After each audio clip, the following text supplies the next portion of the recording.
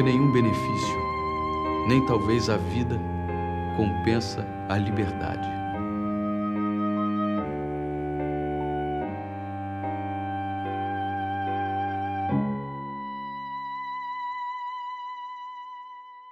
O início do jornalismo em língua portuguesa, com liberdade de expressão e, portanto, de maneira eficaz para o debate de ideias. Esse iniciador é o Hipólito José da Costa Pereira de Furtado de Mendonça, mais conhecido como Hipólito da Costa. Hipólito da Costa, ele é o pai da imprensa brasileira e também o pai da imprensa livre portuguesa.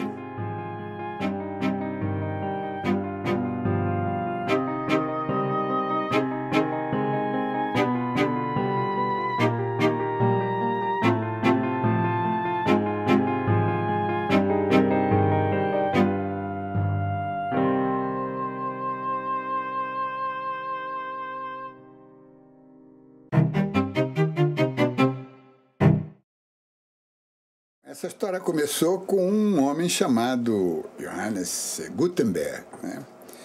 Lá em Mainz, na Mogúncia, Alemanha. Ele era um inventor nato, procurando desenvolver tecnologias ligadas à impressão. E ele teve uma ideia que é um ovo de Colombo, porque nós todos imaginamos que ele inventou a imprensa, que seria essa maquineta aqui, que é uma reprodução da imprensa, da prensa que foi dele. Na realidade, isso é apenas uma evolução, porque houve outras prensas, inclusive usando formas de madeira para xilogravura. Então, o imprimir não é a grande novidade. Mas a grande ideia dele foram os tipos móveis. É que com cada tipo desses, se podia fazer centenas, dezenas de livros. Era só pegar as letras, organizá-las em outras palavras, em outras frases.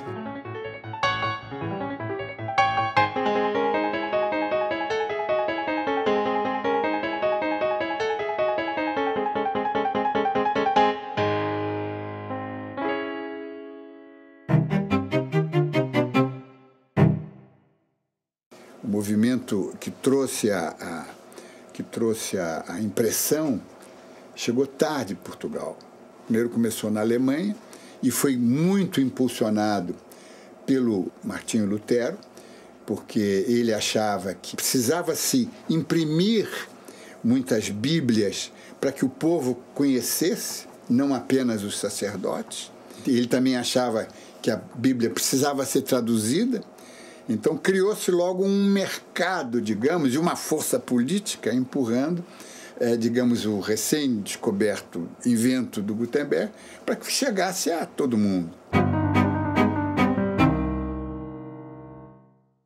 Foram tipógrafos judeus que tinham uma tipografia no sul de Portugal, em Faro, no Algarve, e lá, aparentemente, localizou-se a primeira tipografia portuguesa, quer dizer, a primeira tipografia a produzir um livro em Portugal, mas não em caracteres latinos, mas sim em caracteres hebraicos. Para os judeus era muito importante, já que eles eram errantes, eram expulsos de um país para o outro, eles desenvolveram muito a tipografia.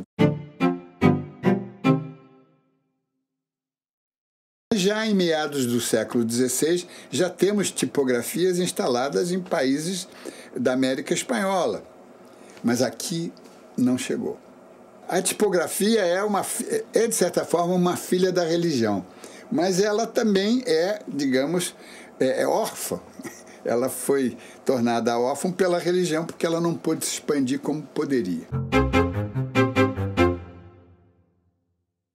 Um dos grandes mistérios da história da tipografia e da imprensa no Brasil é saber por que o Antônio Isidório da Fonseca, aquele que poderia ter sido o pai da tipografia, de certa forma é o pai, mas ele não materializou essa paternidade, o que ele veio fazer no Rio de Janeiro em 1747, 60 anos antes de chegar à corte, e aí começar realmente a vida intelectual e jornalística no Brasil.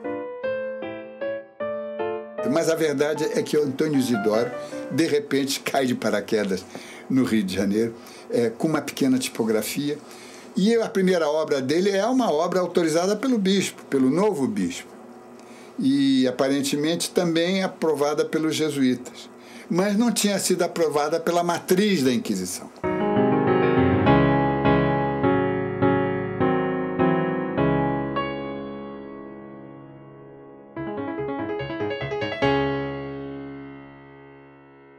E esse é o grande problema que distingue as duas Inquisições, a portuguesa e a espanhola. A espanhola era descentralizada. Tinha Inquisição em Lima, tinha Inquisição no México, mas tinha tipografias em Lima e tinha tipografia no México. A Inquisição portuguesa era centralizadora. Ela operava lá em Lisboa e ela não delegava, nem para fazer a fiscalização, nem para permitir a divulgação de obras aqui. Então, era um processo muito centralizado. E como a Inquisição não deu autorização para que se imprimisse coisas no Brasil, veio uma ordem para desmantelar a tipografia do Antônio Isidoro da Fonseca no Rio de Janeiro. E aqui tem um documento muito importante. Não é a certidão de nascimento da primeira tentativa de imprimir coisas no Brasil. É o atestado de óbito dessa tentativa. Aqui é uma notificação feita aos impressores. É uma notificação feita pelo comissário do Santo Ofício no Rio de Janeiro, recebendo ordens de Lisboa, para que ele desmantelasse a tipografia, porque não tinha sido consultada e não interessava nem a coroa e, sobretudo, não interessava à Igreja e à Inquisição que houvesse impressão no Brasil.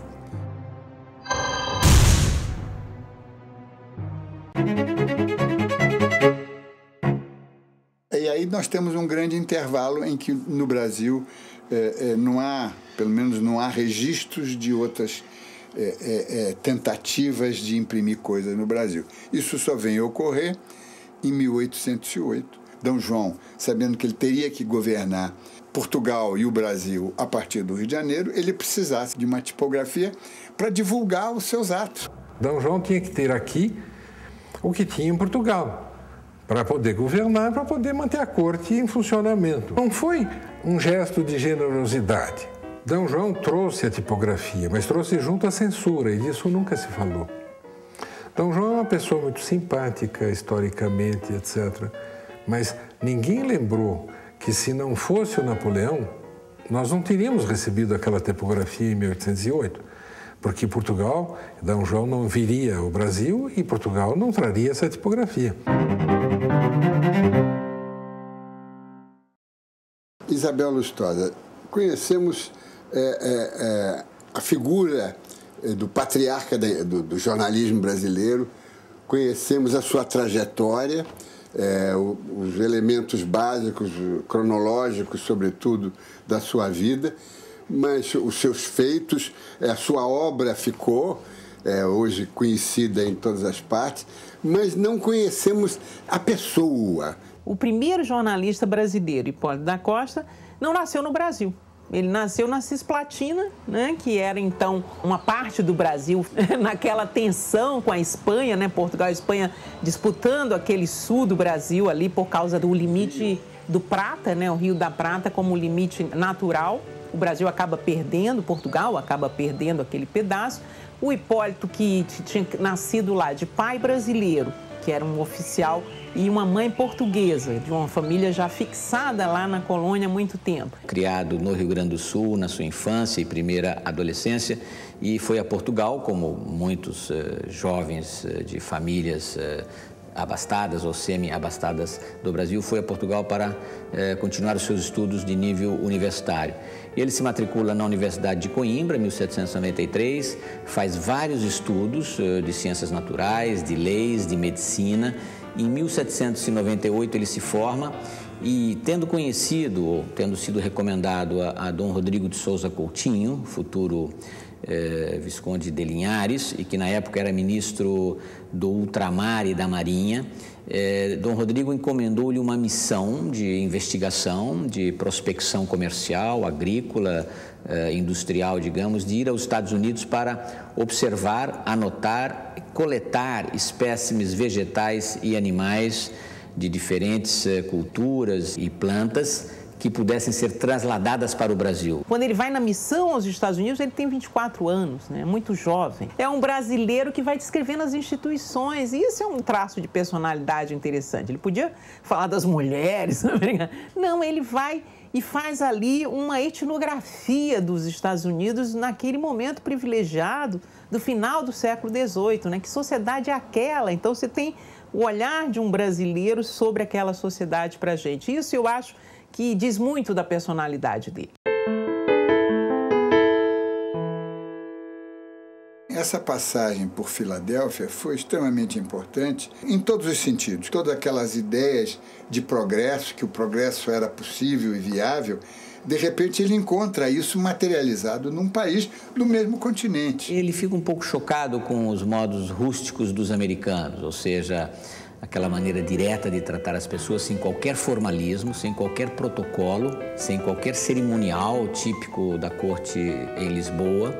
Ele é apresentado ao presidente dos Estados Unidos, que está sentado numa poltrona suja, com botas cheias de barro, e que depois vai para uma festa, toma ponche, dança com as senhoras. Os Estados Unidos eram uma democracia em formação, um país talvez tosco ou rústico, para um jovem súdito português, acostumado talvez com as monarquias europeias, com todo o protocolo cerimonial de uma monarquia, e se vê numa democracia rústica, não é? De plantadores, de criadores, de soldados, de negociantes, de comerciantes, de traficantes. Nas suas memórias, ele consigna diferentes aspectos sobre os Estados Unidos como democracia social.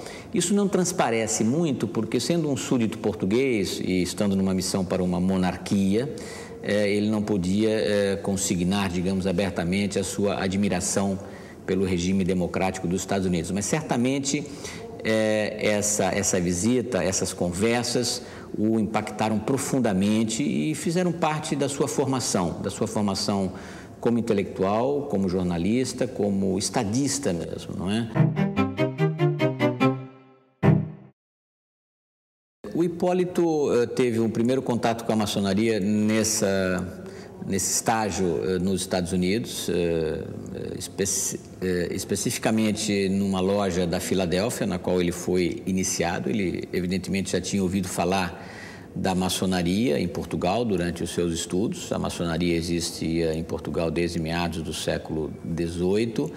As lojas não eram ilegais, porque não havia leis que proibissem a maçonaria, mas havia uma enorme pressão da Igreja, da Inquisição contra a maçonaria, por ser considerada herética. Ele fica fazendo traduções, etc., mas fica numa militância paralela, tentando legitimar a maçonaria em Portugal.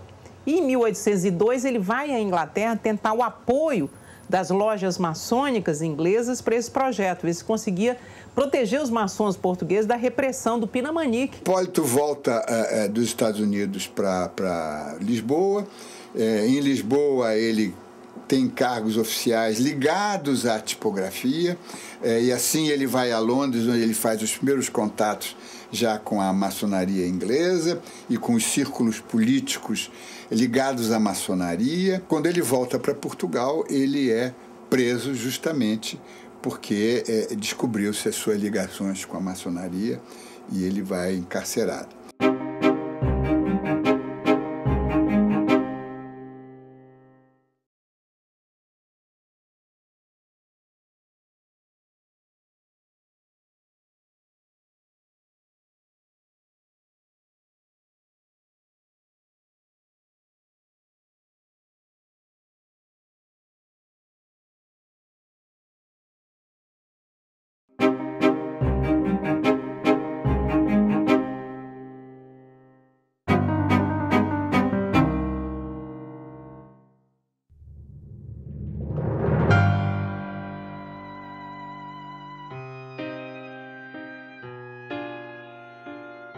Havia um chefe de polícia na época, o Pina Manique, que era um ferrenho inimigo da maçonaria. Ele já há tempo que vinha caçando maçons. Só que, juridicamente, não havia por que caçar maçom na lei portuguesa. Então, por isso é que na lei portuguesa do momento havia censura, sim, mas não essa lógica de caçar maçons. Mas por isso é que ele prende o Hipólito e entrega para o Santo Ofício, porque, enfim, para o Santo Ofício havia sentido na perseguição aos maçons também dentro das normas jurídicas da Igreja. Sem dúvida foi por causa da maçonaria que ele acabou preso. Antes, até imediatamente antes, ele era um sujeito que estava prestando serviços para o Estado e era amigo do principal ministro, que era o Sousa Coutinho.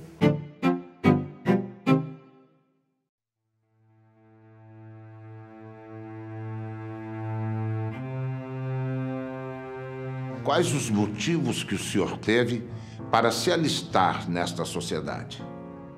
Fiquei sabendo das perseguições que alguns magistrados de Portugal tinham feito a certos homens que se intitulavam framações, talvez sem que o fossem, e a quem a voz pública afirmava que esses magistrados haviam assacado muitos crimes. Mas depois de serem tratados com rigor indesculpável, e observando eu, ao mesmo tempo, que este procedimento de nossos magistrados era tão avesso da intimação geral que via dar a framaçonaria por todos os homens que naquele país conheci, notáveis em ciências e em representação civil. Este contraste foi poderoso motivo que excitou a minha curiosidade e me fez solicitar a admissão a esta ordem para poder fazer juízo entre esses tão opostos procedimentos. Qual é a ordem da framaçonaria e o modo de introdução nesta sociedade? Mas a todas essas perguntas não quis eu responder. Muito deliberadamente não quis responder. E lhe dei, por assim proceder, as seguintes razões.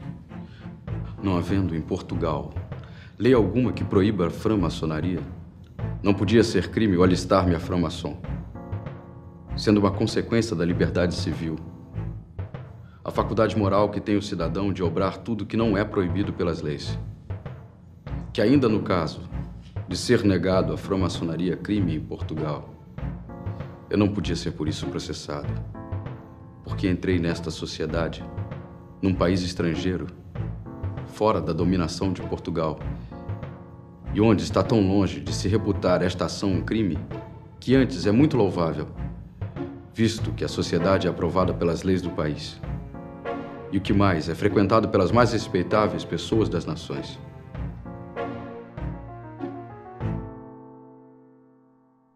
Quando nós falamos da prisão e da fuga do Hipólito da Costa, do cárcere do Santo Ofício, a gente tem que parar um pouquinho para dimensionar isso, porque é extremamente importante. Depois que ele conseguiu escapar de Lisboa e chegar até Londres, a primeira iniciativa do Hipólito da Costa, antes ainda do Correio Brasiliense, foi contar o que é a Inquisição, porque o público inglês não sabia, não tinha noção, afinal, era uma monarquia parlamentar. Trata-se de um documento imenso sobre a defesa da liberdade de imprensa, da liberdade de credo, né?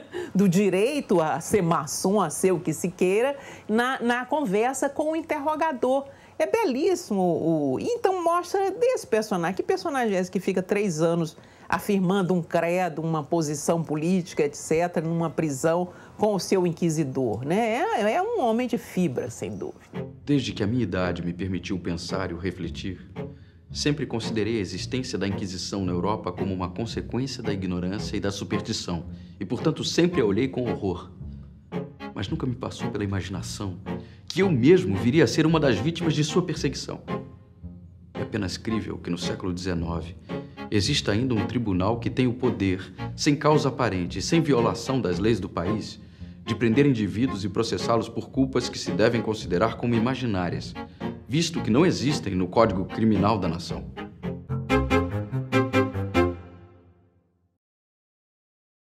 Ele escreveu escreveu em duas línguas.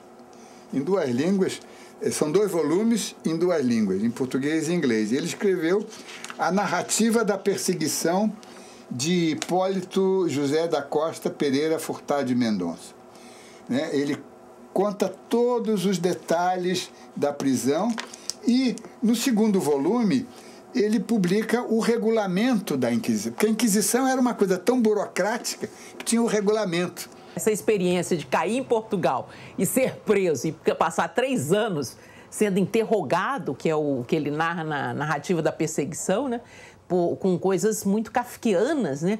Você sabe que uma coisa que me impressionou na narrativa é a menção que ele faz àquele interrogatório do Galileu Galilei. De onde o senhor tirou inspiração para contestar os conhecimentos adquiridos ao longo dos séculos? Cabe aqui citar a sentença do célebre Galileu Galilei, condenado à morte pela Inquisição por seguir o sistema astronômico de Copérnico.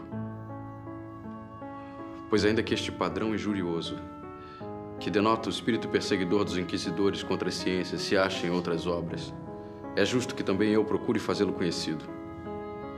Pois para que tão perniciosa doutrina fosse inteiramente destruída e não se propagasse mais em grande dano da fé católica, se publicou um decreto da Sagrada Congregação do Índex na qual se proibia os livros que tratassem da dita doutrina, a qual se declarou ser falsa e inteiramente contrária à Santa e Divina Escritura. Ele talvez tenha se tornado mais amargo, mais desconfiado depois da sua estada na prisão, mas ele certamente conservou todas as suas convicções juvenis e aquelas adquiridas na sua estada americana. Ele é um sujeito de temperamento, né? Não sei se o fogoso que ele menciona aí aos 28 anos, acho que a maior parte das pessoas, de alguma forma, tem uma certa fogosidade, digamos assim. Mas eu acho que está dizendo um pouco, porque se a gente lê bem os interrogatórios, ele é muito duro, né? Quando ele escapou, uma escapada meio estranha, não é? Porque simplesmente esqueceram de fechar a porta e ele foi saindo, abrindo as portas, ele foi para a rua. Alguém deve ter ajudado a preparar essa fuga, né? Toma um navio em inglês e vai para a Inglaterra e de lá Portugal não consegue mais tirá-lo. O governo português não consegue mais tirá-lo porque ele passa até a proteção da maçonaria inglesa e do Duque de Sussex, que era o chefe dessa maçonaria e de quem ele virou secretário particular. Na minha idade e temperamento é muito difícil achar o sangue frio e sossego de espírito que são necessários para ouvir esses ataques injustos e absurdos sem lhe propor alguma contradição. Não será exageração se eu disser que cheguei a ter febre ouvindo os argumentos e razões que se me produziriam e a fleuma e vagar com que se continuavam. Nem isto será difícil de acreditar às pessoas que, conhecendo-me pessoalmente, sabem a vivacidade do meu gênio. O governo português tentou extraditá-lo, passou anos tentando fazer com que a Inglaterra o devolvesse, sob diferentes argumentos. Mas ele acabou ficando lá por causa dessa proteção do Duque de Sussex. Sou inocente. Que me oprimiram, que me vexaram, que me arruinaram, é patente e conhecido a todos. Mostrem agora, com a mesma evidência, que essa opressão foi justiça, que mereci esse tratamento, ou que há provas de ter eu cometido algum crime. Apareço mortal sobre a terra, que se queixa de lhe haver eu lesado seus direitos. Não haverá. Sou logo inocente, eu torno a repetir. Os senhores inquisidores e seus fautores devem saber que oprimir um homem em segredo é muito fácil a quem tem, como eles, jurisdição e poder de vexar e atormentar sem dar satisfações ao público. Mas não é igualmente fácil provar a justiça dessas crueldades, quando só a força, não a razão, as autoriza. Entretanto, quando eu estava preso, tinham esses homens a impiedade de espalhar rumores contra mim. Conservavam-me incomunicável e publicavam que eu me comportava tão mal nos cárceres, mesmo que não tinha remédio senão tratar-me rigorosamente. Diziam isto e outras calúnias como inconfidências a certas pessoas para as fazerem mais críveis e poderem correr esses boatos com aparente probabilidade de verdade. É certo que atacar um homem quando ele está na impossibilidade de se defender é covardia.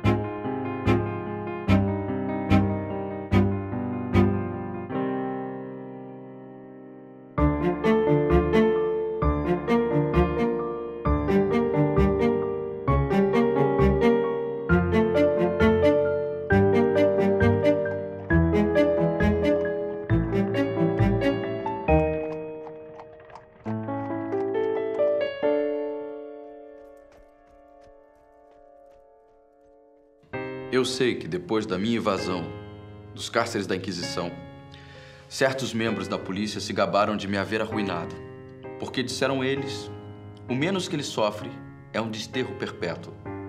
Sim, perdi a pátria, mas aprendi a apreciar o que ela vale. E o porquê diz Filandieri que o desterro em uma república é pena capital, mas na monarquia é pena muito diminuta. Eu sei o que ganhei com o perder a pátria. Foi a minha liberdade e o viver tranquilo.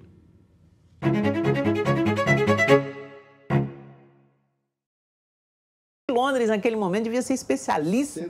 Estava todo mundo indo para lá e é um lugar onde havia, na Europa, um lugar onde se gozava de maior liberdade política, né? Então, atraía as pessoas. Lá ele se juntou a uma figura fantástica, que merecia ser melhor estudada, já há biografia, mas merecia até ser cultuada melhor, que é o general Francisco Miranda, venezuelano.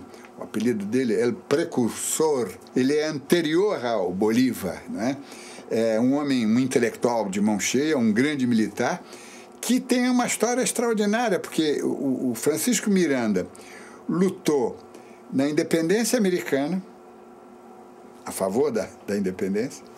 Ele lutou na França, participou da Revolução Francesa, e depois na Espanha, posteriormente, ele lutou contra Napoleão. É um homem de ideias, um militar, né? Que está sempre lutando a favor da liberdade, contra a ocupação, né?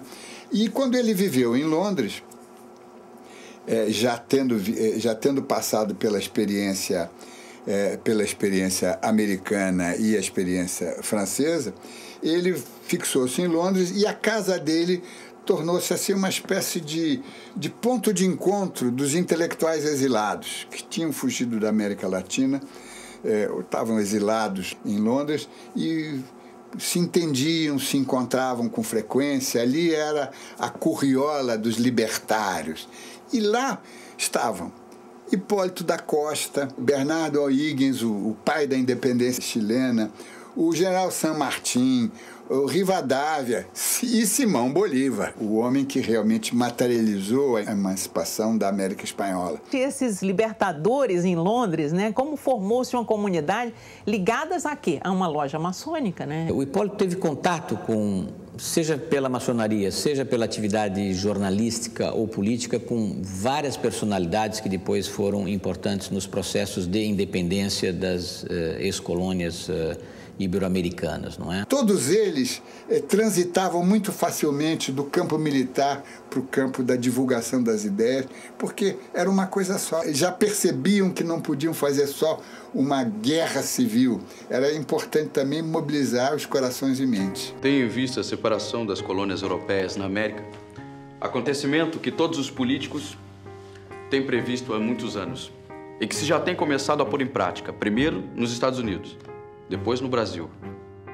A separação destas duas diferentes porções de colônias, de suas metrópoles europeias, tem motivos e causas nas aparências muito diversas, mas na realidade foram as mesmas. Porque a independência dos habitantes é consequência necessária da situação local. E a causa próxima que acelera ou desenvolve é coisa meramente acidental.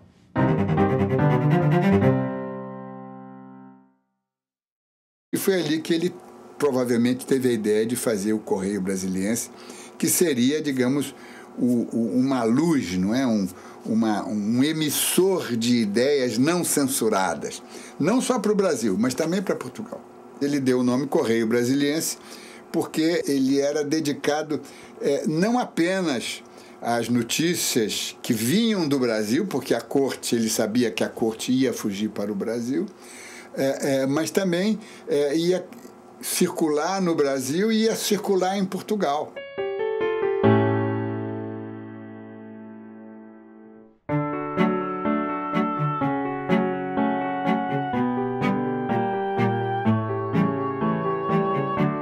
Quando eu falo em jornal, nós precisamos fazer uma volta ao passado. Não é um jornal como nós conhecemos hoje. Na realidade, o Correio Brasiliense era Primeiro, era uma revista, porque saía uma vez por mês. Segundo, o formato era um formato de livro. Aqui nós temos, digamos, uma edição facsimilar, tamanho aproximado do número 1. Então, tem a grossura é essa, o número 1 teve 80 páginas. Ele fazia tudo sozinho. Ele escrevia, provavelmente um compositor montava os tipos móveis, depois ele revisava.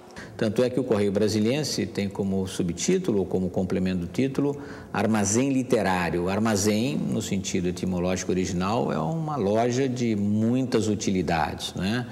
Um empório com todos os objetos que você possa necessitar, não apenas alimentos, mas máquinas, implementos. No dia 1º de junho, pelo menos é a data que ele consignou, ele escreveu o primeiro artigo da imprensa brasileira, que é digamos, a sua profissão de fé, que é a introdução do número 1. Do número 1 do Correio Brasiliense, dia 1º de junho de 1808. O primeiro dever do homem em sociedade é ser útil a ela. Ele está dizendo que o jornalismo tem que ser útil à sociedade. O jornal, eu chamo de jornal, uma revista, se quiserem até o livro periódico, era dividido em seções. Então nós temos a primeira seção é política, e política entra tudo, política europeia. Logo depois nós temos comércio e arte. É curiosa essa junção do comércio com arte, mas é porque a arte ela era não comercializada, mas o comércio é a troca, é o intercâmbio, não é?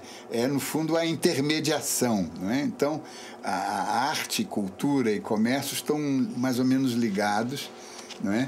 E logo depois do comércio e artes, nós temos literatura e ciências, mas é mais ciência do que literatura. E depois temos uma seção final, que em algumas edições é maior, que é a miscelânea, onde cabia tudo.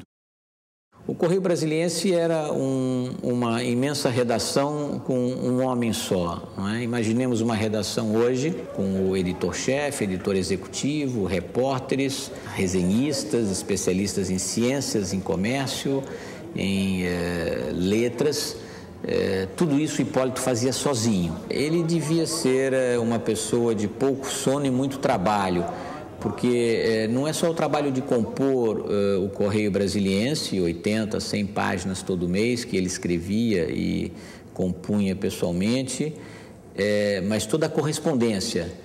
E compor um volume de 80 páginas ou 100 páginas implicava ler centenas de páginas das gazetas oficiais, o Moniteur francês, a Gazeta Fluminense, todas as leis ele lia, traduzia para o público leigo, e todos os grandes autores, basicamente da ciência política e da economia política, ele traduziu, adaptou.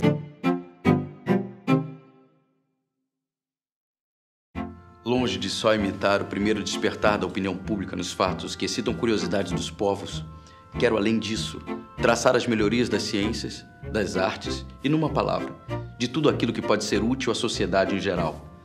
Feliz eu que posso transmitir a uma nação longínqua e sossegada, na língua que lhe é mais natural e conhecida, os acontecimentos desta parte do mundo, que a confusa ambição dos homens vai levando ao estado da mais perfeita barbaridade. O meu único desejo será acertar na geral opinião de todos, e para o que dedico esta empresa todas as minhas forças na persuasão de que o fruto do meu trabalho tocará a meta da esperança a que me propus. Eu acho que esse aspecto do Hipólito como leitor e sintetizador para o público do Correio Brasiliense das grandes obras do seu tempo é um aspecto que a gente deve resgatar também. Qualquer folha literária teria orgulho de ter uma personalidade como o Hipólito da Costa como seu resenhista. São 14 anos de livros, na verdade, mensalmente produzidos por um único indivíduo, né? Divulgando as estradas que estavam sendo abertas lá na Bahia, o surgimento de uma biblioteca na Bahia. Tem notícias e longas notícias sobre a Bahia, importantíssimas, né? Os rios navegáveis que estavam sendo explorados, tudo que era de novo que estava acontecendo. O Correio, a instalação de um correio no Rio Grande do Sul, ele está informado e está municiando o Brasil, dando ao Brasil essas informações que são úteis para o próprio funcionamento da monarquia. Ele era uma redação, a parte inteira. Ele era o revisor e o expedidor, ele cuidava da correspondência, recebia demandas de assinaturas, administrava suas contas. Todo o incansável trabalho da redação, edição, correspondência, etc., deste periódico tem recaído sobre um só indivíduo, que, aliás, está carregado de outras muitas e muitas diversas ocupações, que se lhe fazem necessárias, já para buscar os meios de subsistência que não pode ter nos escassos lucros da produção literária deste jornal, já para manter a sua situação no círculo público em que as circunstâncias o obrigaram a viver. Por que leva um sujeito a ficar 14 anos escrevendo um jornal para um país onde o Hipólito não conhecia o Rio de Janeiro, que era a capital, não conhecia a Bahia, Salvador, grande centro também do norte, Pernambuco, né, aquele palco de tantas rebeliões, e o Grão-Pará, né, aquela coisa que tinha importância econômica enorme, que eram as grandes cidades. Então, ele criou aí o que a gente pode dizer uma pátria imaginária, a referência a obras que estão circulando na Europa, ao lado das balanças comerciais, né, o preço do café, do cacau, enfim, isso tudo está no Correio Brasiliense. É uma obra enciclopédica e mensal, né? Então, esse é o objetivo. Junto com o rei vem esse pacote, né, de informações sobre o que ele queria municiar, não só as pessoas que acompanham, mas também os brasileiros que aqui estavam e que, enfim, de alguma forma reforçariam a vontade de Dom João ficar, que de fato quis ficar. Recebemos em Londres notícias do Rio de Janeiro até a data de 19 de janeiro e de Pernambuco até 12 de fevereiro. Importantes são, sem dúvida, em todos os sentidos, essas notícias. Chegou ao Rio de Janeiro a ordem da corte para que o príncipe real regressasse a Lisboa. E essa medida causou logo maior descontentamento em todas as classes de pessoas.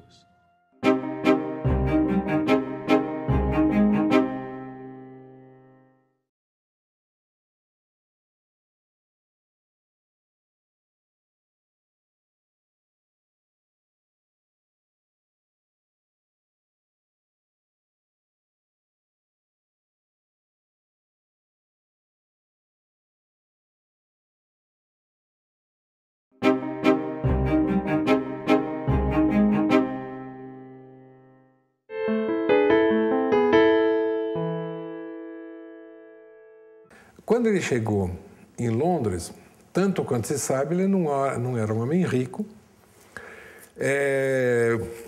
Ele tinha que ganhar vida para viver. E quem pagava a conta? A nota fiscal, quem é que cobria? E aí temos que reconhecer que isso foi feito às custas da maçonaria inglesa. Ele era maçom, a maçonaria inglesa bancou, de certa forma, todo o projeto dele. O projeto dele e a própria existência dele, a sobrevivência dele. Ele vivia bem em Londres. Diferentemente de Portugal, onde a maçonaria era algo proscrito, na Inglaterra era algo que estava nos salões da nobreza, né? Que estava na anteporta do governo. É fácil imaginar que, em muitos momentos, os interesses da maçonaria inglesa, os interesses da Inglaterra devem ter andado juntos. Eu acredito que ele era mantido pela maçonaria, da qual faziam parte as pessoas mais importantes, né? Principalmente os grandes comerciantes ingleses, né? A burguesia inglesa, que, enfim, que mandava de alguma forma naquele contexto, os grandes comerciantes que comerciavam com a Austrália, com os Estados Unidos, eram maçons. A maçonaria é uma coisa que abrigou esses ricos do mundo todo. E essas pessoas tinham interesse no comércio com o Brasil e deviam ter suas relações. A máquina política inglesa, que era das mais sofisticadas, era a potência mais avançada, que mais se aproximava de uma potência moderna, era a Inglaterra. Ele tinha tudo isso a seu serviço. Daí a sua capacidade de saber das coisas antes delas acontecerem, ou logo depois de terem acontecido, e ele poder fazer um jornal bastante atualizado. O Hipólito, ao montar o Correio Brasiliense, em parte, está procurando uma maneira de sobreviver pecuniariamente. Quer dizer, era um jornal que nasceu para ser vendido e daí dar uma sobrevivência ao seu editor. Eu não acredito que ele vivesse da venda do jornal. Acho que mesmo a subscrição não valeria. Eu acredito que ele tinha outras atividades. Acredito que ele tinha patrocínios, aquela polêmica em torno do apoio ou não, dele ter sido subornado ou não. Eu descarto completamente, acho isso uma bobagem, porque o Hipólito da Costa sempre foi um torcedor do Dom João VI. E houve uma tentativa da coroa portuguesa comprar 500 assinaturas dele. E houve negociações formais e legítimas. É claro que se o negócio tivesse materializado, talvez ele não fosse tão independente assim como conseguiu ser. Mas isso é uma suposição. A imprensa, nesse momento, tem um papel doutrinário. Claro. Ele está querendo formar essa elite. Aqueles textos, aqueles artigos são para convencer as pessoas que a liberdade de imprensa é fundamental, que o parlamento é necessário, né, que a transparência das contas públicas, o cara vantagem disso, aquelas críticas aos ministros corruptos de Dom João, né, aquilo tudo é um trabalho de fazer a cabeça dessa elite. Quase todas as edições sempre tem uma palavrinha, até de crítica à imprensa. Né? Sobretudo, falando em liberdade de imprensa. Ele era realmente não apenas um homem que usava a liberdade, ele estava preocupado em defender a liberdade de imprensa, porque sabia que ela é essencial para o desenvolvimento político de um país. O Correio devia ser lido, suponho, pelas elites, claro. Aliás, tudo era voltado para uma elite que estava formando, não havia essa ideia ainda de um povo brasileiro. O próprio Brasil, né, na visão do estrangeiro, eram, na verdade, as possessões portuguesas na América. Então, a ideia, me parece, era abarcar, e ele vai fazer isso, o máximo de coisas relativas ao que se poderia chamar de escrita, né, de literatura também, mas que vão da filosofia a outros conhecimentos. Um indivíduo que abrange o bem geral de uma sociedade vem a ser o membro mais distinto dela. As luzes que espalha tiram das trevas ou da ilusão aquele que a ignorância precipitou no labirinto da apatia e do engano. Ninguém mais útil do que aquele que se destina a mostrar com evidência os acontecimentos do presente e desenvolver as sombras do futuro. A Inquisição não podia atingi-lo em Londres. A sua tipografia não estava sujeita às ordens da Inquisição, portanto, nada podia ser feito contra ele fisicamente. Não é? Tentou-se fazer competição com ele. A coroa portuguesa, mais tarde, lançou em Londres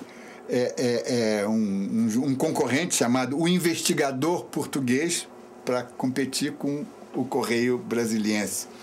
Mas isso é legítimo. Para combatê-lo, acabou mandando gente para produzir jornais escritos e impressos em português em Londres. Então, se criou uma situação realmente fantástica, que era de, ao mesmo tempo, se discutir o pró e o contra, o sim e o não, sobre assuntos do mundo luso brasileiro em Londres, em português, e não nem em Portugal, nem no Brasil.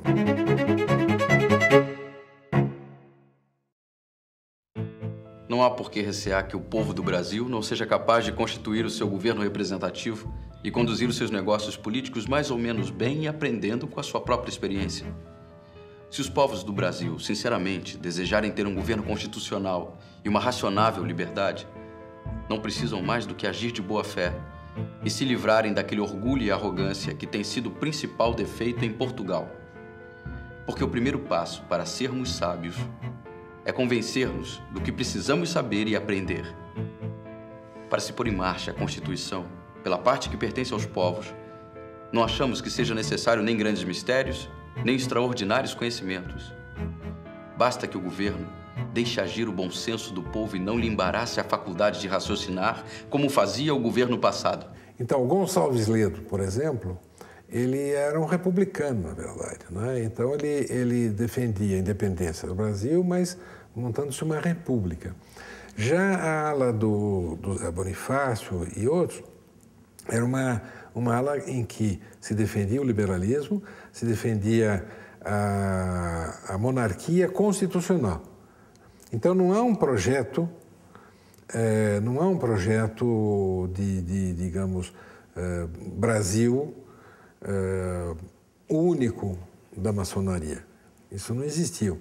O que existia era a participação de maçons, praticamente todos, nesse sentido da independência, só que uns pensando em república, outros pensando em monarquia constitucional, todos pensando em liberalismo econômico e um regime constitucional. O Zé do Bonifácio, no discurso na Academia de Ciência em Lisboa, vai falar disso. Esse grande Portugal que está lá do outro lado, essa pátria filha da outra pátria que agora precisa se emancipar e tudo, eles que estão de fora pensam o Brasil assim, né? Eles podem imaginar uma pátria gigantesca, continental, que vai ser um outro Portugal muito mais poderoso do que era aquele Portugal que eles amavam. Havia aí, desde Pombal, essa birra com a forma como Portugal tinha ficado para trás no desenvolvimento, né? na Revolução Industrial que acontecera toda na Inglaterra com o ouro do Brasil, e Portugal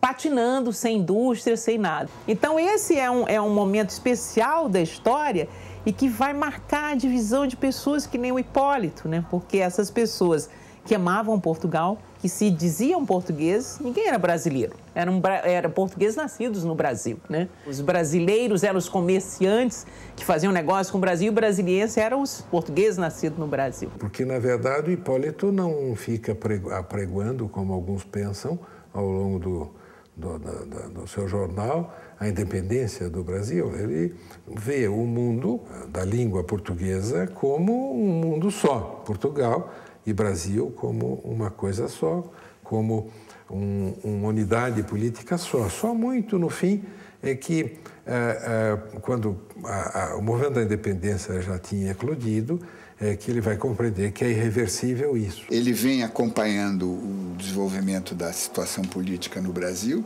já convencido da independência, e ele é o grande repórter da independência. Se nós nos debruçarmos sobre as últimas edições que ele fez, de 1822, nós vamos ver que ele não faz referência ao grito do Ipiranga. Não há grito do Ipiranga, mas há sim as guerras, as lutas pela independência da Bahia. Isso há uma referência, aliás, há várias referências bastante visíveis, nítidas. E também a aclamação do imperador Dom Pedro I em outubro. Há um contraste que é muito explorado pela historiografia, que é entre o intenso apoio do Hipólito ao movimento de libertação das colônias hispânicas e a rejeição dele ao movimento de 1817 em Pernambuco. Ele vai condenar aquela insubordinação contra um rei com o qual ele se identificava e que ele via como bom para o Brasil. O crescimento do Brasil entre 1808 e 1822 é extraordinário. Pouco mais de uma década, o país dá uma virada, cria-se as condições para o país se autonomizar. Em uma palavra, o Brasil pode e quer ser independente. Sua independência está declarada e já é, de fato, uma nação livre e soberana. Estão convocados os seus representantes para determinar sua forma de governo. E isto não por um começo ilegal contra autoridades do soberano e governo existente, como sucedeu em Portugal, mas com legalidade inaudita na história das nações. Dá-se a independência do Brasil em setembro de 22. Ele, em reconhecimento pelos serviços prestados, ele é nomeado o primeiro cônsul brasileiro em Londres. Ele tem a nomeação, mas ele aparentemente não tomou posse, ficou doente e logo em seguida, em 23, ele morre. E teve o dissabor de não poder voltar nunca ao Brasil, porque quando ele ia voltar, possivelmente como diplomata ou a serviço de Dom Pedro, infelizmente morreu precocemente. A vida política dele, a vida ativa dele é de 1808 a 1823, sendo que o jornal parou em 22. E por que o Hipólito para de fazê-lo? Para de fazê-lo porque ele diz: agora já há liberdade de imprensa no Brasil, então é mais necessário que eu faça aqui. Ele e o jornal são uma coisa só. Não se pode falar em Correio Brasiliense sem falar em Hipólito José da Costa, e não se pode falar em Hipólito José da Costa sem falar no seu produto, nessa sua devoção, na sua crença na cultura, nas ideias, na liberdade de se expressar. Não há nenhuma folha literária, jornalística equivalente ao Correio Brasiliense até muito entrado o século XX. O Brasil não teve nenhum jornal tão independente quanto o Correio Brasiliense, tão profundamente fundamentado em concepções políticas e econômicas sólidas, de espírito tão livre, tão renascentista, tão iluminista quanto foi o Correio Brasiliense. O primeiro dever do homem em sociedade é ser útil aos membros dela. E cada um deve, segundo suas forças físicas ou morais, administrar em benefício da mesma os conhecimentos ou talentos que a natureza, a arte ou a educação lhe prestou.